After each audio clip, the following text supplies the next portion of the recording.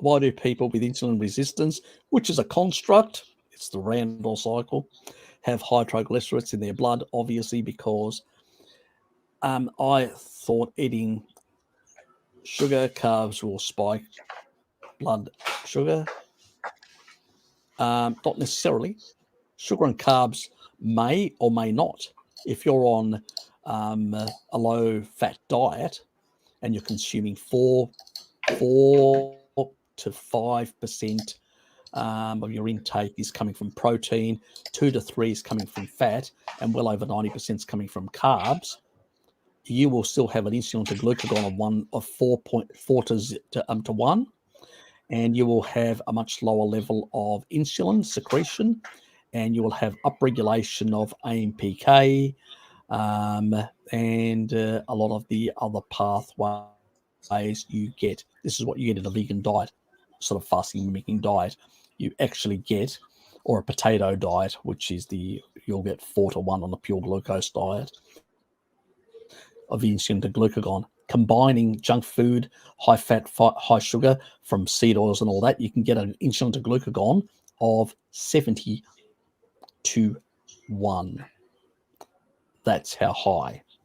That is very high Randall cycle activation, and that is the construct of insulin resistance. That's all it is.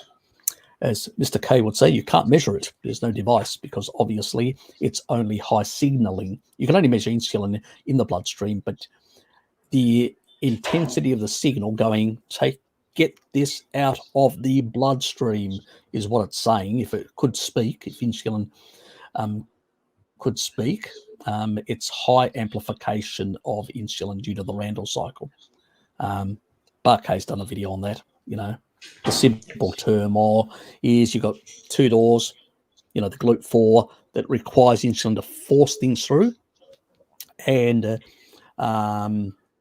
at a basal level, when you're in a low-carb state, you're using GLUT1, which doesn't require insulin from a basal level. But when you've got elevated insulin, it will signal to push it through GLUT4.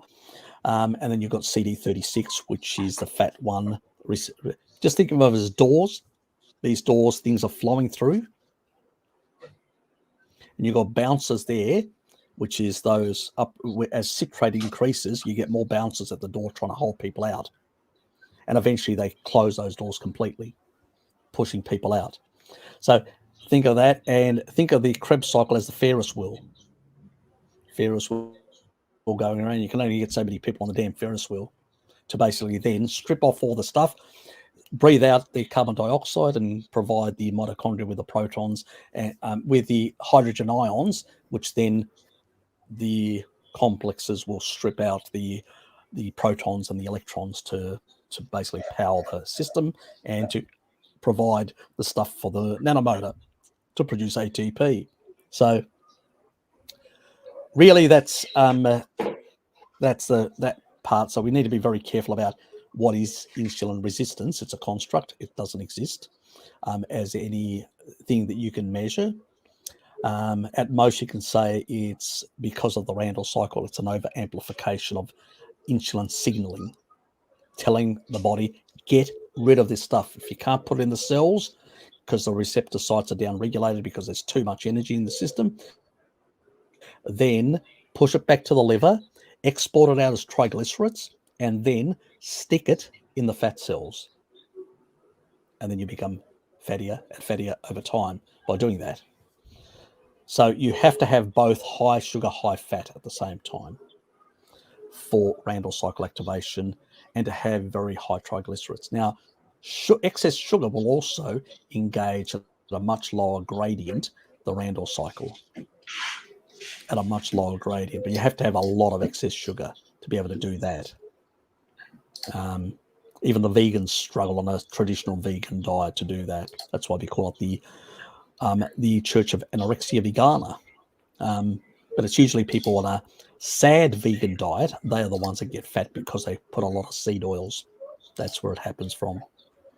But triglycerides can actually go up either from excess sugar and Randall cycle state where you've got just too many energy substrates that pushed all back to the liver to be reprocessed, be exported out as VLDL. And then that excess amount, if it can't find a home in cells around the body, gets deposited in the fat cells. On the other hand, in the actual system, if you're, let's say, athletic and do a lot of exercise, right after doing a lot of exercise, if they would take a measurement of your blood, they'd find higher levels of triglycerides in your system, high VLDL, because the system, and slightly above basal levels of sugar as well. Not to the level that insulin would be hit, would it be activated, but enough to basically support the brain and the red blood cells and other parts of the body, just above basal level. And that's why with exercise, your blood sugar raises a bit even on a carnivore diet. And definitely the triglycerides go up as well. Again, because the body is anticipating, doesn't know how much exercise you're going to do, just puts a bit more out. And like the dawn effect in the morning, the same thing happens. Whether you use it or not, if you don't, it will circulate and get deposited back in the fat cells, be dropped off. So what doesn't get used gets dropped off and stored. But the difference is because you're in a lower insulin state, in the hours that you're not eating, you're going to be using the fat stores. So that's how we were able to maintain weight stability over time.